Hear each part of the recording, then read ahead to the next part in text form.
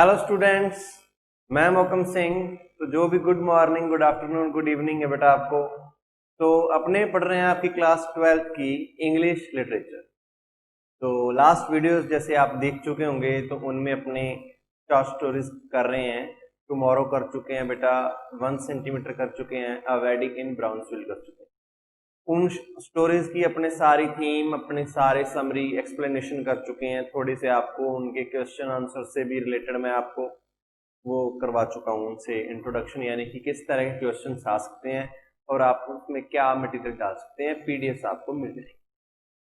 तो आज अपने एक नई स्टोरी पर जा रहे हैं। एक शॉर्ट स्टोरी है जो सच में शॉर्ट है। आप प्रूडेंस आप खोलेंगे तो मैं समरी एक्सप्लेन कर चुका हूं, स्टोरीज आपको बता चुका हूं।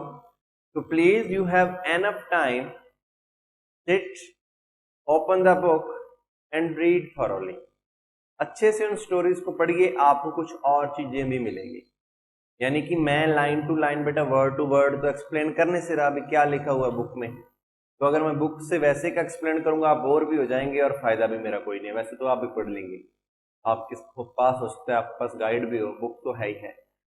तो समरी आपको पता है, थीम आपको पता है, क्या कहानी है, सारी स्टोरी पता है। जस्ट आप उसको थॉरोली पढ़िए अच्छे से, और ये आपका फायदा है। लिटरेचर के स्टूडेंट हो तो आप उसे अच्छे से पढ़ेंगे। ठीक है बेटा। तो वो स्टोरीज नाम की शॉर्ट स्टोरीज थी, वो नॉवल के पार्ट्स थे। टुमारो तो एक नॉवल को ही कंप्रेस करके एक शॉर्ट स्टोरी का रूप दिया गया था। तो लेकिन वो काफी लेंथी थी।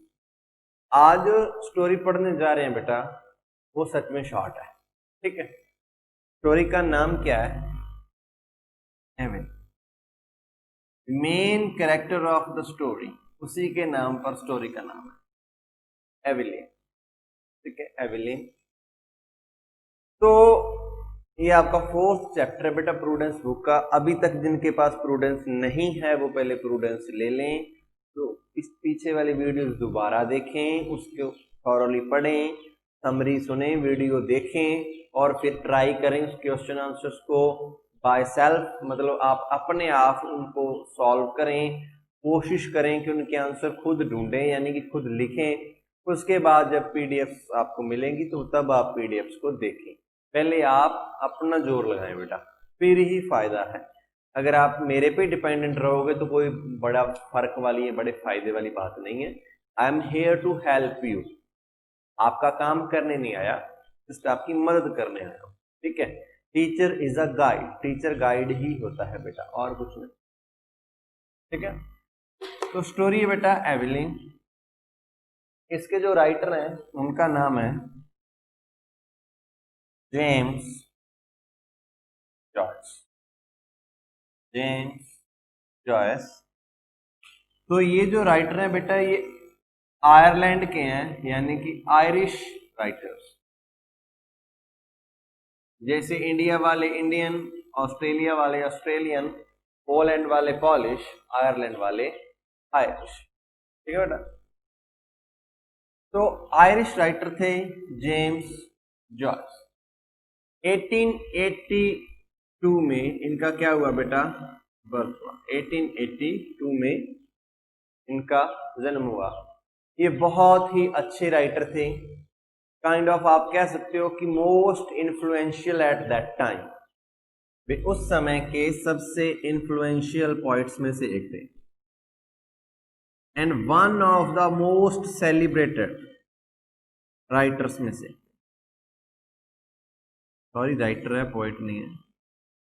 तो मोस्ट सेलिब्रेटेड राइटर्स में से एक थे उस टाइम के। सेलिब्रेटेड होते हैं जिससे ज्यादा इंजॉय किया जाता है, कि लोग उस समय पढ़ने की तवज्जो देते हैं, किससे प्रेफर किया जाता है, उनमें से वो एक थे। इन्फ्लुएंशियल थे, सेलिब्रेटेड। इनका जो काम था बेटा, ये कॉन्टेम्परेरी चीजों पर लिखते थे।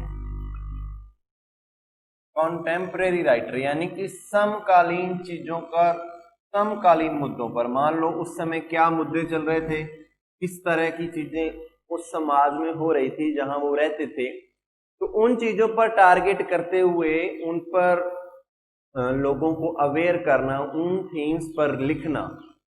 तो उस तरह के पोइट्स या राइटर्स जो होते हैं, those are called contemporary writers. Okay, तो जेम्स जॉयस एक आयरिश राइटर थे, कंटेम्प्रेरी राइटर, राइटिंग लिखना पसंद करते थे, यानी कि द करंट अफेयर्स कह लो या current topics of the society. मान लो आजकल करंट टॉपिक क्या है, आजकल जो करंट टॉपिक है वो पहली बात तो भाई करप्शन है, दूसरी बात कास्ट डिस्क्रिमिनेशन है, और क्या बेटा आप कह लो discrimination between two classes, one is upper middle class or rich class and second is lower middle class. So difference between classes, discrimination between races and castes, so these are current issues. By the way, these issues are you can say carrying on from the previous decades, previous centuries, but these are still are current issues of our society. तो उसी पर लिखना पसंद करते थे बेटा James Joyce. Influential थे, most celebrated, ठीक है। इनका एक he was one of the finest novelist, one of the finest novelist थे। लोग मानते थे कि इनसे अच्छा नॉवल कोई नहीं लिख सकता। उनका एक नॉवल बहुत ही फेमस हुआ, यूलिसिस, यूलिसिस, ठीक है, ये उनका एक फेमस नॉवल था। इनके लिटरेचर को बहुत ज्यादा देन रही है, ठीक है। He has given so much to literature, like he was known as explorer of the English language. जैसे खोज करता, वो नई नई चीजें खोज के ला रहे थे इंग्लिश लैंग्वेज, तो he was explorer of English language. और उन्होंने कई नई फॉर्म्स ऑफ लिटरेचर को दी, इंग्लिश लिटरेचर को आप कह लो नई लिटरेरी टर्म्स दी, लिटरेरी फॉर्म्स दी। जैसे सैमुअल जॉनसन ने नाम दिया था मेटाफिजिकल, ठीक है, तो उन्होंने नई नई टर्म्स दी ना। तो उसी तरह खुद जेम्स जॉयस ने बहुत सारी नई टर्म्स दी इंग्लिश लिटरेचर को, नई फॉर्म्स दी।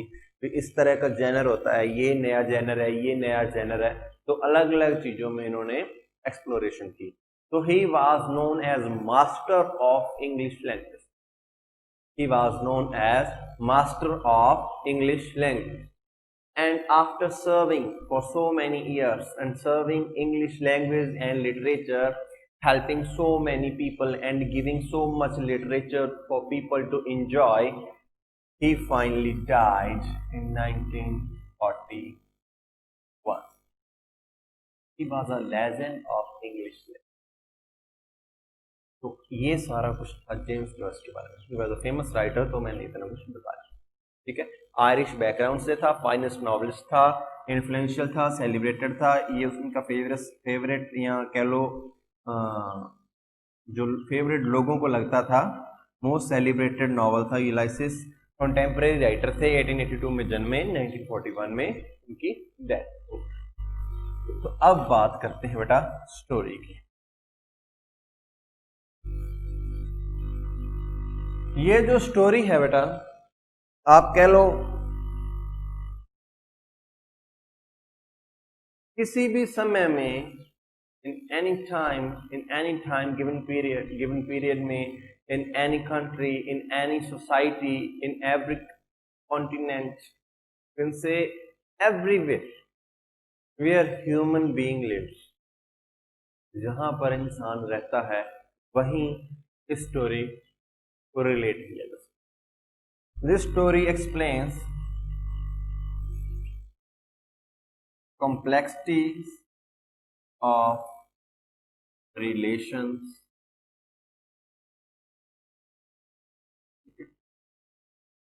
responsibilities,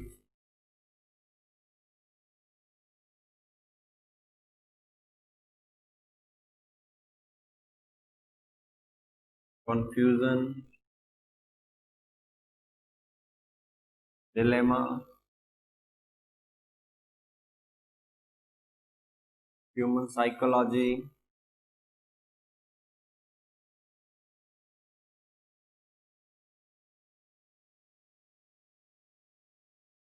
इन मुद्दों पर या इन चीजों पर ये सारी स्टोरी है कि रिलेशंस के बीच में कॉम्प्लेक्सिटीज एंड कंफ्यूजन, या कह लो रिस्पॉन्सिबिलिटीज ऑफ रिलेशंस और कंफ्यूजन, दिलेमा, उलझ जाना, भी क्या करें क्या ना करें। भी कभी भी आप जिंदगी में आप भी कई बार ऐसे मोड पर आए होंगे कि you don't know what to choose and where to go, क्या करना है, कहां जाना है, क्या नहीं करना है।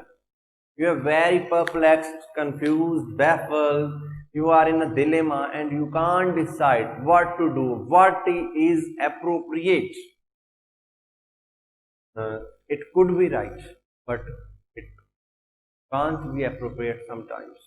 So that's why I use the term appropriate. Human psychology के बारे में स्टोरी में बताया गया है कि एक इंसान का मनोविज्ञान क्या चलता है, वो कैसे कंफ्यूज होता है रिश्तों को लेकर, क्या क्या सोच सकता है, कैसे वो लाइफ स्पेंड करता है, क्या कुछ। तो एविलिन बेटा एक लड़की है, अ टीनेजर, जो एडल्ट हो रही है, काइंड ऑफ यू कैन से 18 to 19, टीन एज से एडल्टहुड में जा रही है। तो एक लड़की है टीन एज से एडल्टहुड में जा रही है, तो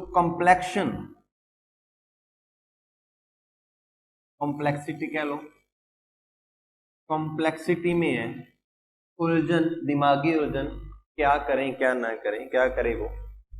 तो होता क्या है बेटा, एक हैप्पी फैमिली में रहती है लड़की। शुरू में बताया गया है in the story, the children used to play in the ground, you can say in the yard, in the front of their home. उनके घर के सामने एक यार्ड था, वहां वो खेला करते थे।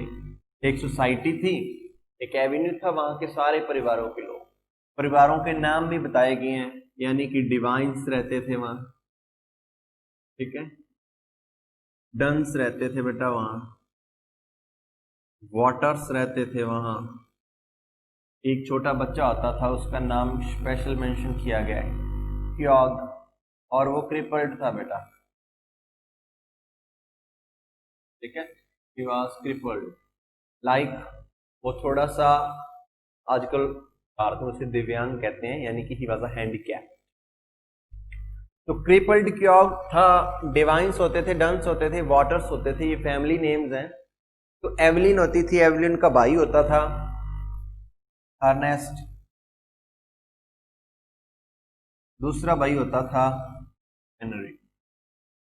These children used to play in the garden. लेकिन वो सारे डरते थे, किससे डरते थे? फादर ऑफ एवेलिन, एवेलिन के फादर से डरते थे। He was very strict, और वो उनको कहता था कि बेटा पढ़ो, अब पढ़ना चाहिए। शरारतें वो बिल्कुल भी पसंद नहीं करता था, एक अच्छा इंसान था, लेकिन फादर सभी के स्ट्रिक्ट होते हैं, तो वो भी उसी तरह का बाप था कि बाप को देखते बच्चे, या कह लो मोहल्ले में एक आदमी सख्त हो तो दूसरे का बच्चे भी उससे डरते हैं। जैसे तारक मेहता का उल्टा चश्मा में आप देख लो कि वो भिड़े आता है तो सभी डरते हैं, चाहे गोगी हो, पिंकू हो, कोई भी हो, टप्पू हो। तो वो उसी तरह जब एवलिन के फादर की एंट्री होती थी उस सोसाइटी में, जब वो बाहर से आता था काम करके थका रहा, तो सारे बच्चे डरकर भाग जाते थे। सिर्फ उसी से डरते थे कि वो आएगा और हमें लड़ेगा, डांटेगा, पढ़ने को कहेगा और कहेगा शरारत क्यों की तुम शरारतें कर रहे हो, गड़बड़ कर रहे हो, तो उससे डरते वो भाग जाते थे। इसमें बताया गया कि एक बहुत ही अच्छी हैप्पी फैमिली थी, अर्नेस्ट, हेनरी, एवेलिन, उसके माता पिता। तो क्या होता है कि एवेलिन की मां मर जाती है और बच्चे बड़े हो रहे होते हैं धीरे धीरे, और एवेलिन की मां मर जाती है, ठीक है। अब उनके बाप के बिहेवियर में चेंज आता है, जैसा कि अक्सर होता है रियल लाइफ में भी आप देखोगे। मान लो किसी आदमी का या किसी भी औरत का अगर जीवन साथी ना रहे, स्पाउस मर जाए बेटा, लाइफ पार्टनर, तो वो चिड़चिड़े हो जाते हैं। They use to be grumpy personality, उनकी पर्सनैलिटी ग्रम्पी हो जाती है, इरिटेटेड हो जाते हैं, किसी भी बात पे वो बहुत ज्यादा एंग्री बिहेव करते हैं, काइंड ऑफ। तो उसी तरह ही उनका बाप भी एक ग्रम्पी पर्सन बन गया था, हर बात पे वो चिढ़ता था, अब बच्चों पे गुस्सा निकालता था। दुख तो उसकी लाइफ में था कि उसकी लाइफ पार्टनर अब नहीं रही, he has no one to share his problems, his secrets you can say. तो वो उस बात से गुस्सा था, लेकिन गुस्सा निकालता अपने बच्चों पर था, और सबसे ज्यादा गुस्सा आप कह लो लड़की पर निकलता था, because Evelyn was Elder in all children, उन बच्चों में एवलिन बड़ी थी, ठीक है। तो एवलिन पर गुस्सा निकलता था। एवलिन जैसे धीरे धीरे मैच्योर हो रही थी, वो इन बातों से गुस्सा करने लगी, खींचने लगी थी, ठीक है, यूज्ड टू गॉट इरिटेटेड। तो एवलिन बहुत ही वैसे अच्छी लड़की थी, उसकी माँ ने उससे प्रॉमिस किया था, बेटा कि मेरे बाद घर को तू ही संभालेगी, इस घर को यूनाइट करके तू ही रखेगी, बिकॉज इट इज लेडी। वो लड़कियां ही होती हैं जो बेटा घर को यूनाइट करके रखती हैं, ज्यादातर वो माँ ही होती हैं, मदर्स, जो घर को एक सूत्र में, एक डोरी में बांध के रखती हैं, unite, use to unite the family. तो उसी तरह क्या हुआ बेटा, उसने, उसकी माँ ने एवलिन से प्रॉमिस लिया कि इस घर को तू ही बांध के रखेगी, इस घर को एक साथ तू रखेगी। तो एवलिन ने बहुत ही हार्ड वर्क किया, बहुत मेहनत की, तो अपनी फैमिली को बांध के रखा। वो, उसका बाप उसको पैसे दे जाता था, भी जाके बाजार से प्रोविजंस या जो भी किराना का सामान ले आ, सब्जी ले आ, वेजिटेबल्स, वो सारा एवलिन खुद लेके आती थी। घर आकर सारा वो कुकिंग का काम करती थी, यानी कि he used to stay in kitchen for long hours, prepare food for whole family, and he used to dust whole the house, सारे घर को साफ करती थी, अच्छे से क्लीनिंग करनी पड़ती थी। पता ही है आपके घर पे भी आपकी जो माएँ हैं, आपकी बहनें, वो कितना काम करती हैं, आपकी काम वाली बाई आती है। तो एक घर का जो बेटा हाउस होल्ड कोर्स होते हैं, वो कभी भी खत्म नहीं होते हैं, बहुत ज्यादा होते हैं। तो उसी तरह एवलिन एक अकेली थी, उसको सारा काम करना पड़ता था, और ऊपर से उसके पिता अब पहले जैसे दयालु नहीं रहे थे, जैसे वो पहले होते थे। He was use to be a wonderful personality, a entertaining person, क्योंकि वो पिकनिक पर जाते थे, वहां वो उसकी माँ के कभी हैट पहन लेता था, कभी कुछ कर लेता था, अपने बच्चों को हंसाता था, कंधों पर उठाता था, कुछ खाने के लिए लेके देता था, हंसता ही रहता था। लेकिन अब वो वैसा नहीं था। उस घर में उनकी जैसे मॉम की डेथ हुई, वो घर मान लो मुरझा सा गया, उस घर में से जान निकल गई, ठीक है। तो एवलिन पर बहुत बोझ आ गया, she used to be in stress and she was going into depression. तो अचानक कुछ नया आता है। क्या आता है? जैसे ही उनकी माँ उनकी जिंदगी से जाती है, तो उनकी जिंदगी से क्या बेटा बाहर क्या चला जाता है? खुशियां बाहर चली जाती। लेकिन इतने टाइम के बाद कुछ अच्छा होता है। अच्छा क्या होता है बेटा? अच्छा ये होता है कि एवलिन की जिंदगी में एक लड़का आता है, जिसका नाम होता है फ्रैंक। तो एक फ्रैंक नाम का लड़का एवलिन की जिंदगी में आता है। तो एक लड़की है, बहुत स्ट्रेस्ड है, उस पर फैमिली का बहुत ज्यादा बर्डन है बेटा। She used to struggle with household chores, and उसकी खुद की पर्सनल लाइफ खत्म हो चुकी है। यस। तो अब कोई लड़का आता है, उसे पसंद करने लगता है, वो अडल्टहुड में जा रही है, अभी टीन एज खत्म हुई है, यानी कि उसके दिल में भी वो चाहती है कि उसको भी कोई अटेंशन दे, उसको भी कोई केयर करे। तो एक लड़का आता है फ्रैंक। वो क्या करता है? वो बेटा सेलर होता है, यानी कि नाविक। तो वो धीरे धीरे एक दो बार बाहर मिले, कहीं एक दूसरे को देखा, कहीं गार्डन में, किसी शॉप पे, तो आंखों ही आंखों में बात बढ़ गई, अच्छा लगने लग गए, हंस दिए, दो तीन बार मिलने लग गए।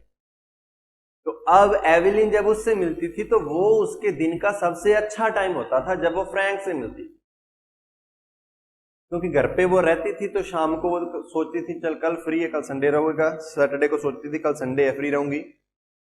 तभी उसके पिताजी आते थे और ये कहते थे, मुझे लगता है एवलिन तुमने कल के जो बहुत बढ़िया अपने लंच करने जा रहे हैं, स्पेशल लंच, उसकी तैयारी तो तुमने कर ही ली होगी।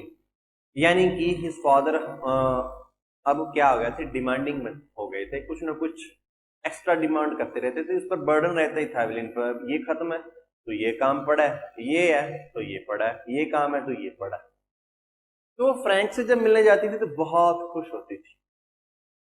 वो फ्रैंक के साथ मूवीज वगैरह पे भी जाने लगी, फिल्में देखने लगे। भाई करता ही है, कपल यही कुछ करते हैं आजकल के लड़के लड़कियां।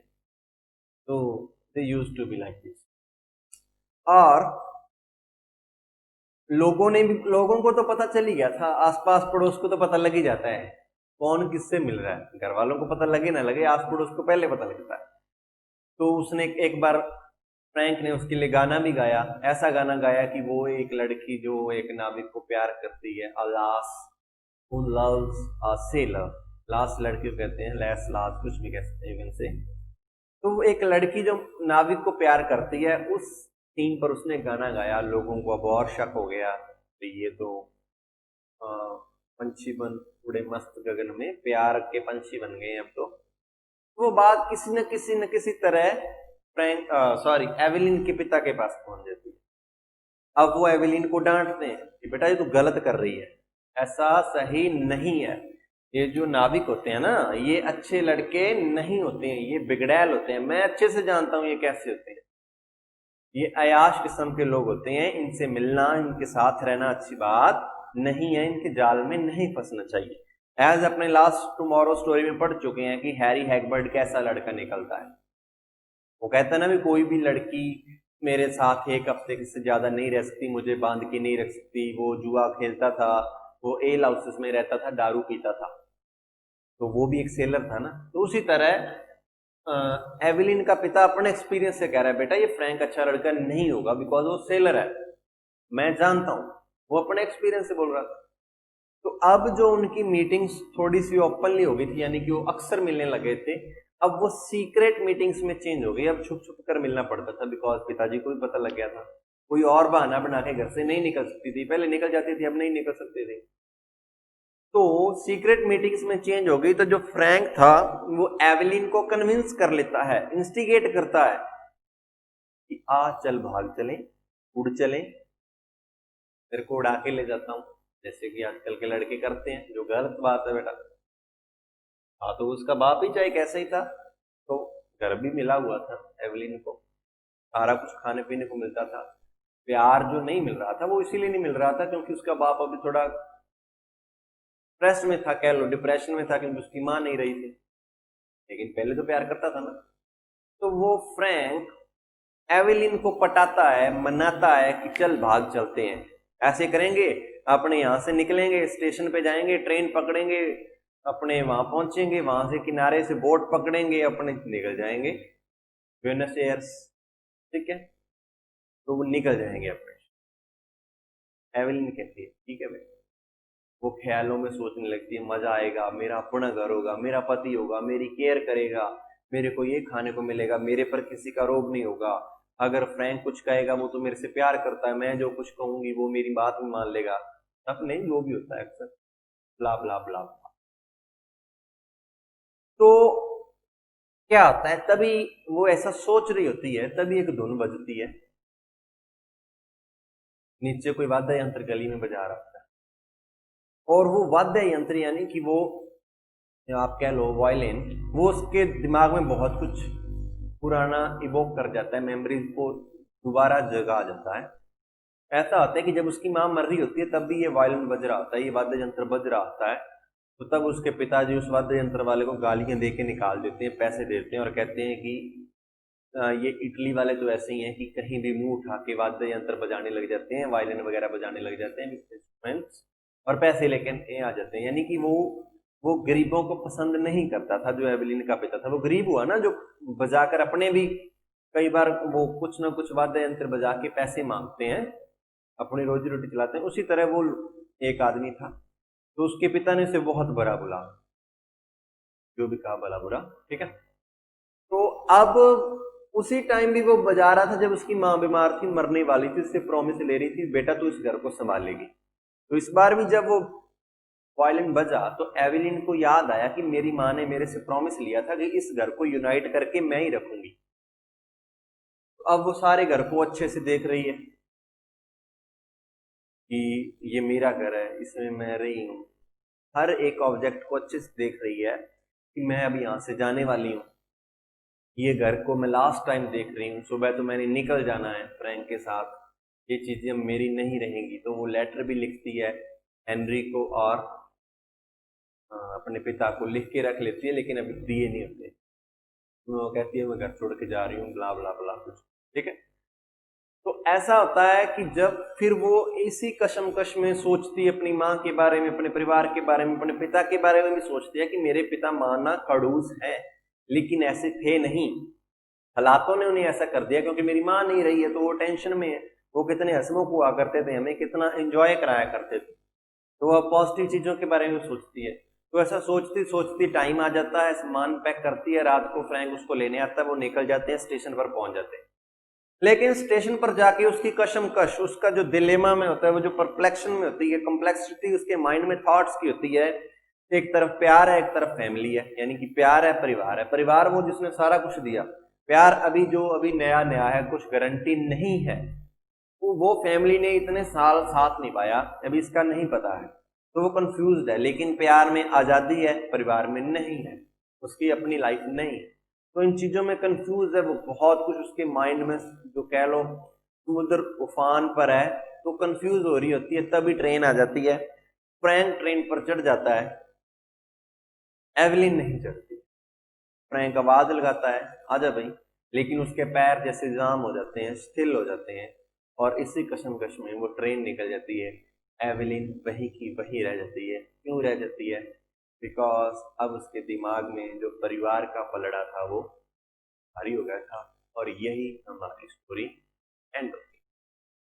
तो प्यारे बच्चों, इस स्टोरी में जो मेन चीज बताई गई है वो यही बताई गई है कि हर आदमी की लाइफ में ऐसा मोड़ आता ही आता है, उसे कहीं ना कहीं दो चीजों में से एक डिसीजन लेना पड़ता है। हर बार प्यार परिवार नहीं होता, बहुत सारी ऐसी चीजें होती हैं जो बराबर की वैल्यू की होती हैं कई बार, तो आदमी समझ नहीं पाता अभी which is best, which is better, you can से, उनमें से कौन सी अच्छी है, कौन सा रास्ता सही है।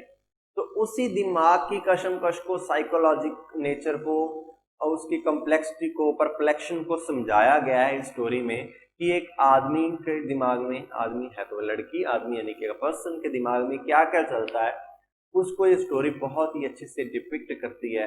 लेकिन एट द एंड उसकी माँ का प्रॉमिस, उसके पिता की पुरानी यादें और अपने भाइयों का प्यार और अपने घर से लगाव उस पर भारी पड़ता है, और वो अपने प्यार के साथ नहीं जाती है। चाहे एक फ्रैंक अच्छा लड़का था, ये सब नहीं बताया गया, लेकिन एवलिन को लगता था, लेकिन फिर भी उसने अपनी फैमिली को किया।